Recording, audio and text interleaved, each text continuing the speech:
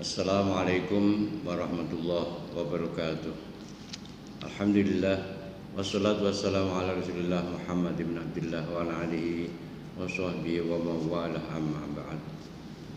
Qala Allah Ta'ala fi kitabil karim, wa idza sa'alaka ibadi anni fa inni qarib ujibu da'watad da'i idza da'ani falyastajibu li wal yu'minu bi la'allahum yarshudun.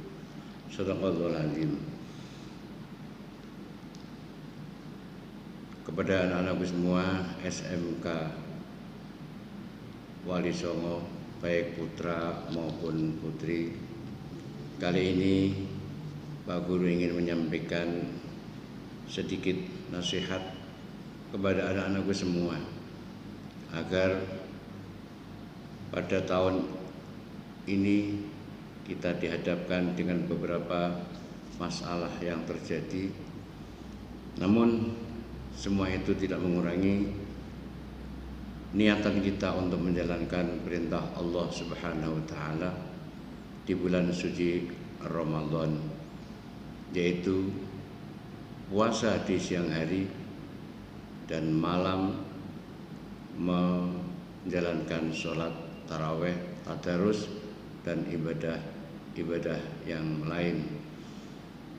Untuk itu saya berharap agar kalian semua di tahun ini justru semakin mendekatkan diri kepada Allah Subhanahu wa Ta'ala, agar kalian ke depan nanti akan menjadi hamba Allah yang betul-betul menjadi hamba yang muttaqin. Itu harapan kita semua, baik Bapak Kepala Sekolah, Dewan Guru, semuanya berharap agar kalian anak-anakku semua menjadi manusia yang berguna, manusia yang berilmu dan berakhlakul karimah di masa-masa yang akan datang. Maka kesempatan di bulan suci Ramadan kali ini, marilah kita sungguh-sungguh untuk menjalankan perintah Allah maupun sunnah Rasulullah Muhammad SAW. Salat tarawih memang hukumnya sunnah, sehingga banyak sekali manusia yang tidak mampu dan tidak kuat untuk menjalankan dikarenakan kurang pengetahuan, kurang ilmu yang dimiliki, kurang kedekatannya dengan Allah Subhanahu wa Ta'ala. Kita tahu apa yang terjadi di masyarakat. Salat tarawih berjalan ramai maksimal 10 hari yang pertama. Selanjutnya banyak sekali yang disibukkan dengan kegiatan-kegiatan persiapan di bulan persiapan Idul Fitri, cari pakaian, cari kebutuhan lebaran dan lain sebagainya. Untuk itu saya berharap itu bukan menjadi tujuan.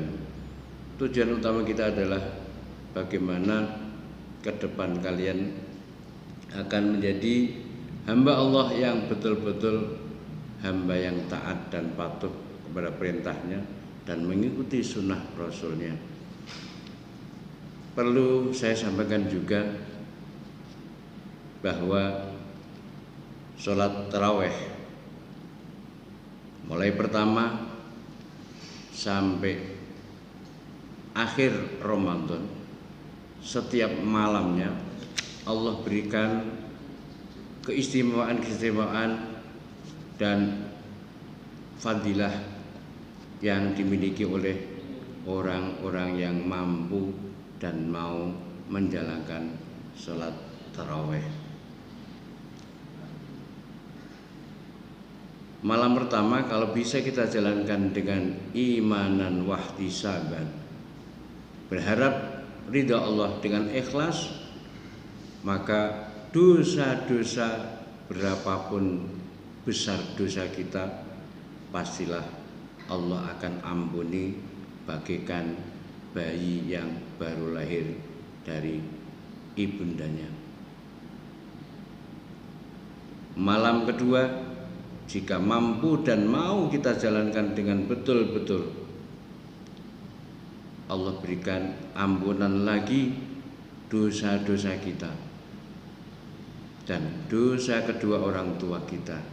Secara tidak langsung kita sudah menunjukkan birrul walidain, berbuat baik terhadap kedua orang tua yang merupakan kewajiban kita sebagai anak, harus berbakti kepada orang tua.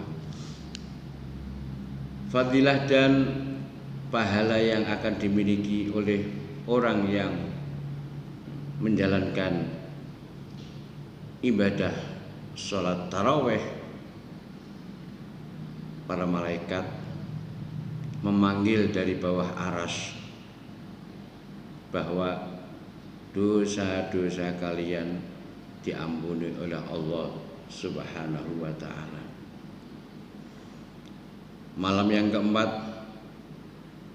pahalanya bagikan orang yang membaca kitab Taurat, Injil, Zabur, dan Al-Quran. Malam yang kelima, pahalanya bagaikan orang yang sholat di Masjid Haram, Masjidil Haram, Makkah, dan Masjid Nabawi yang ada di Madinah, dan seterusnya dan seterusnya. Itu semua berdasarkan sumber hadis dari Rasulullah Muhammad Sallallahu Alaihi Wasallam. Sampai akhir bulan Ramadan, Allah memanggil hambanya, ana rabbuka wa anta abdi. Untuk itu marilah kita jalankan dengan sepenuh hati, dengan ikhlas mencari ridho Allah Subhanahu wa ta'ala. Karena menjalankan sholat tarawih berhubungan dengan puasa di bulan Ramadan. Dan perlu saya sampaikan bahwa surga yang menjadi harapan dan dambaan kita semua itu sangat-sangat ingin ditempati oleh 4 kelompok manusia. Al-jannatu mustaqatun ila arba'ati nafarin. Surga itu sangat rindu terhadap 4 kelompok manusia.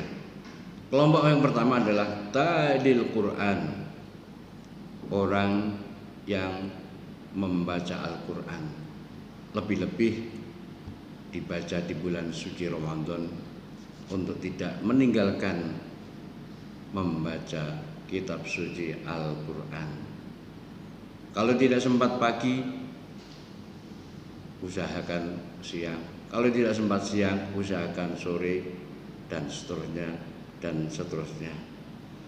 Karena surga sangat-sangat rindu terhadap orang yang suka membaca Al-Quran.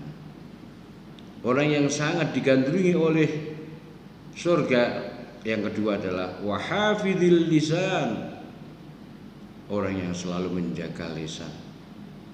Di bulan Ramadan kali ini, di samping puasa meninggalkan lapar, haus, maka kita harus bisa menjaga lisan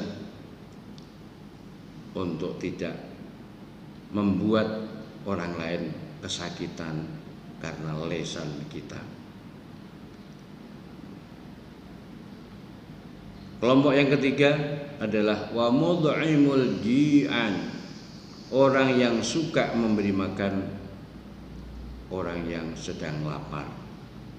Kesempatan di bulan suci Ramadan, barangkali kalian memiliki sedikit untuk bisa kita bantukan, baik makanan maupun jajan-jajan ringan yang bisa kita berikan pada orang yang sedang menjalankan puasa di bulan suci Ramadan untuk nanti di malam hari bisa dimakan. Yang keempat, kelompok yang sangat-sangat digandrungi dan disukai oleh surga adalah washoimina fi Ramadan, yaitu orang yang menjalankan puasa di bulan suci Ramadan. Berdasarkan hadis tersebut, maka bulan suci Ramadan kali ini kita usahakan dengan sepenuh hati.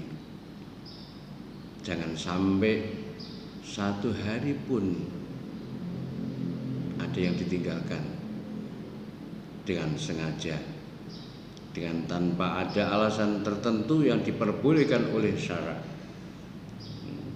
Karena meninggalkan puasa, andaikan diganti 1 tahun, tidak akan mampu membandingi pahala puasa 1 hari di bulan suci Ramadan. Dengan demikian saya berharap untuk lebih semangat lagi. Di samping kewajiban memang merupakan kewajiban puasa, sholat tarawih pun jangan sampai ditinggalkan dengan alasan lelah maupun kesibukan yang lain. Berharap mudah-mudahan kalian ke depan nanti menjadi hamba Allah yang betul-betul muttaqin, menjadi hamba Allah yang akan bisa menempati surga Allah Subhanahu wa taala. Wal afu minkum. Assalamualaikum warahmatullahi wabarakatuh.